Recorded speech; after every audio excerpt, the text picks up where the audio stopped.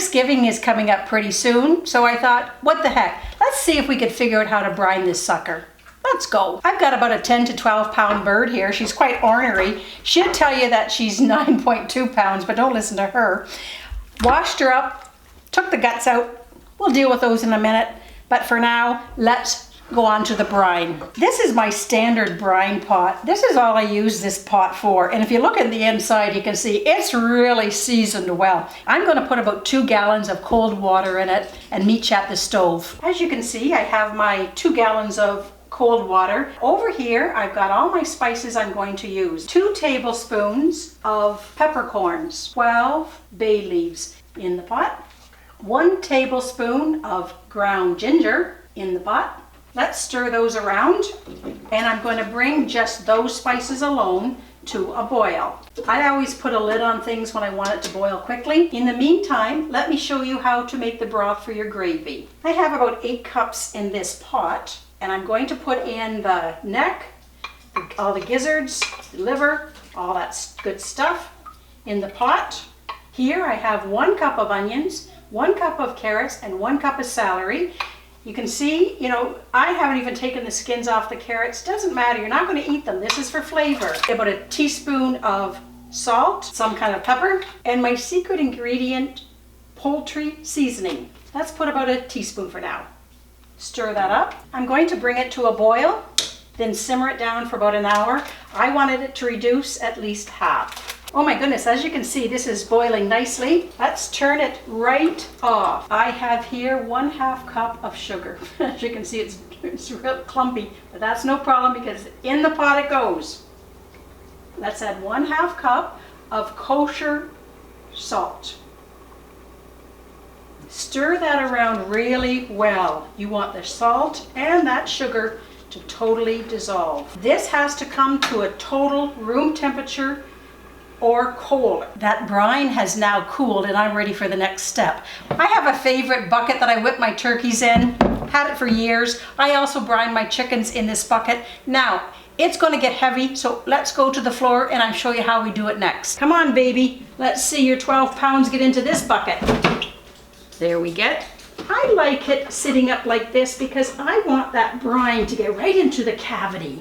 Oh, look at that beautiful darkness. I have a bit more spices left in the pot, and as you can see, the turkey isn't filled with brine yet, so I'm just going to fill a bit more cold water in this pot. There is enough brine in that pot that adding this water is not going to affect the spices.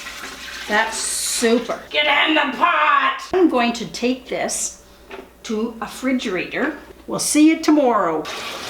Woo! Gonna start rinsing. Cold water, thoroughly rinsing out the cavity. That's pretty good. Gonna dry this sucker thoroughly. Poor little guy. All his birthdays came at once, didn't they? So that's how you brine a bird. For those of you who want to only learn how to brine a bird, you can bugger off now. For the rest of you, I'm going to make this bird even prettier and even tastier. I'm going to throw some apples in the cavity, white onion, more apples. We're not going to eat them. However, they will give a lot of flavor, and I will probably leave them in the bird for presentation. Now, in addition to that, my herbs, I have some thyme. Going to throw that sucker in there. That's throwing a couple of sprigs of thyme.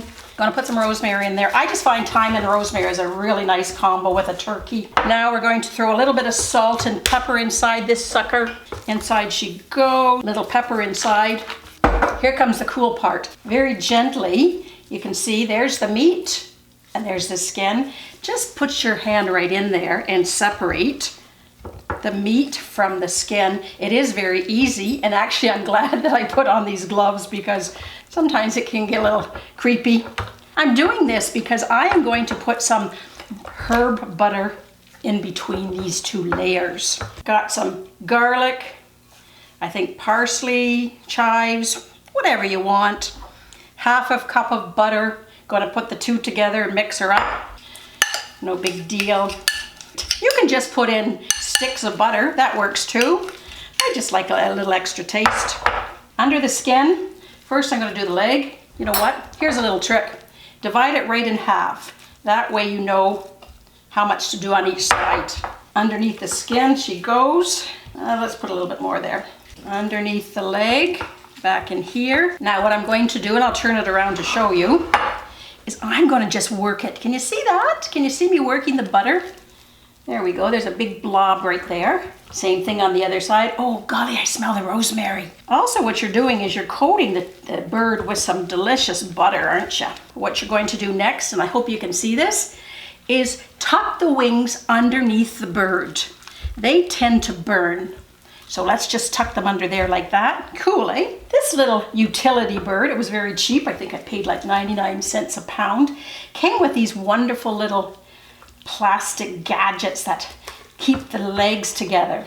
That way, you know, if you don't have that, I should say, if you don't have that, get some twine, put them together, rope it together, tie it up, all set to go. Okay, that looks lovely. Let's get a roasting pan for this baby.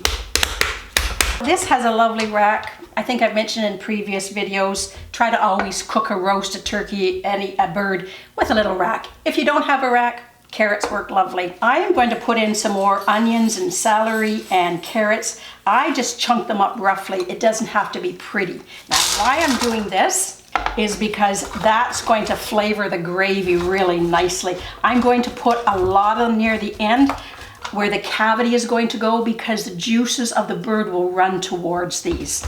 Now, come on, little birdie. I didn't name her. Let's call her Ethel. I'm going to put some spices on Ethel. Some salt, some garlic powder. In my hand, you can do it directly on the bird, but I've got all this wonderful butter on the glove, so why not? I've got some olive oil and I'm just going to rub it all over the bird.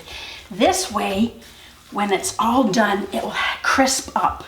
I'm gonna put Ethel in about 350 degree oven. This is about a 12-pound bird. So I'm gonna cook her to about 3 hours to 3.5 hours. Going to put a thermometer when I think 3 hours is up. I'm gonna put a thermometer in the deepest part of the breast. Going to make sure that thermometer does not touch a bone, does not touch grizzle. I want it at about 165 degrees. Ethel, thank you so much. Let's get in the oven. I took the turkey out of the oven. I'll let you have a little looky-loo in a bit. But in the meantime, let's make the gravy. I like nice dark brown gravy, and this is what makes it brown. Those wonderful bits that have just baked onto the pan. I've turned it onto a medium high. I'm going to bring it to a boil, and I'm going to add that turkey stock that we made from the neck and the giblets. Adding a little bit. I have added the full 4 cups of that turkey broth we made yesterday, and I have scraped the total bottom of this pan, and I think we're ready to strain the vegetables out and just work with the straight gravy. Isn't that a beautiful color? To thicken the gravy, I use cornstarch. So I have 2 tablespoons of cornstarch to 1/3 cup of that chicken stock. That's about the thickness that we like our gravy. If you want it thicker than that, then you just make some more cornstarch and either water. I love to use broth with mine. Now let's taste it. That is really delicious. I don't need any more salt, nothing. There you have it. Now you know how to make a brine turkey. You can take that brine to chicken, do whatever you want, and as I said earlier, any kind of spices you want. Absolutely crispy. Even if you overcooked it, I only had to cook this one for 3 hours. Even if you overcooked it, I guarantee you it's going to be moist and tender. Some delicious brown gravy. We are good to honker down. Ciao for now.